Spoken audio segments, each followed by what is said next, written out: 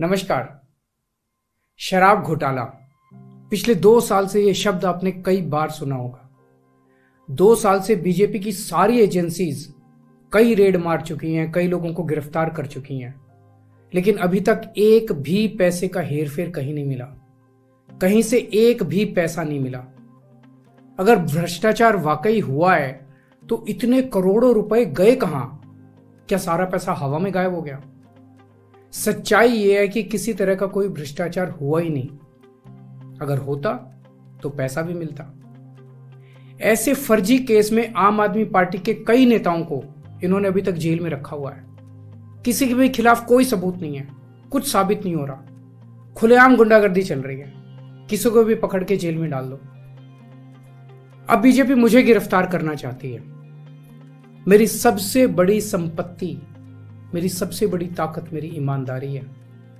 झूठे आरोप लगा के, फर्जी सम्मन भेज के ये मुझे बदनाम करना चाहते हैं, मेरी ईमानदारी पे चोट करना चाहते हैं। इन्होंने मुझे सम्मन भेजे हैं। मेरे वकीलों ने मुझे बताया कि ये सम्मन गैर कानूनी है। क्यों गैर कानूनी है? ये मैंने इनको विस्तार से लिख के भेजा है।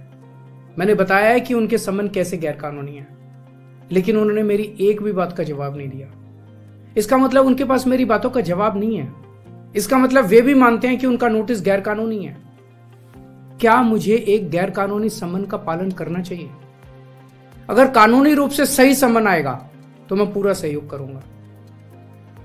बीजेपी का मकसद जांच करना तो है ही नहीं। इनका मकसद तो लोकसभा चुनाव में मुझे प्रचार करने से रोकना है। ठीक लोकसभा चुनाव के पहले इन्होंने मुझे सम्मन भेजा है। क्यों? इस जांच को चलते 2 साल हो गए। अभी ठीक लोकसभा चुनाव के पहले मुझे क्यों बुलाया जा रहा है? पहले क्यों नहीं बुलाया? सीबीआई ने मेरे को 8 महीने पहले बुलाया था। मैं सीबीआई में गया था, उनके सारे जवाब भी दिए थे। लेकिन अब ये लोग ठीक लोकसभा चुनाव के 2 महीने पहले मुझे बुला रहे हैं। तो बीजेपी का मकसद कोई पूछताछ करना थोड़ी है। इनका मकसद है पूछताछ के बहाने केजरीवाल को बुला लो और उसे गिरफ्तार कर लो, ताकि मैं लोकसभा चुनाव में प्रचार ना कर पाऊं। आज बीजेपी भ्रष्टाचारियों को नहीं पकड़ रही, बल्कि खुलेआम ईडी और सीबीआई का इस्तेमाल करके दूसरी पार्टियों के नेताओं को तोड़ के बीजेपी में शामिल करवाने का काम किया जा रहा है। एक नहीं, 2 नहीं, कितने उदाहरण हैं जहां किसी पार्टी के नेता के खिलाफ ईडी सीबीआई के मामले चल रहे थे या उन पे गंभीर आरोप लगे हुए थे। जैसे ही वो नेता बीजेपी में शामिल हुए, उनके सारे पुराने मामले बंद कर दिए गए या ठंडे बस्ते में डाल दिए गए। तो जो इनकी पार्टी ज्वाइन कर लेता है उसके सारे मामले रफा दफा कर दिए जाते हैं। जो इनकी पार्टी में नहीं जाता वो जेल जाता है। आज मनीष सिसोदिया, संजय सिंह और विजय नायर इसलिए जेल में नहीं है कि उन्होंने भ्रष्टाचार किया है, वो इसलिए जेल में है क्योंकि उन्होंने बीजेपी में शामिल होने से इनकार कर दिया है। आज हम बीजेपी का मुकाबला क्यों कर पा रहे हैं?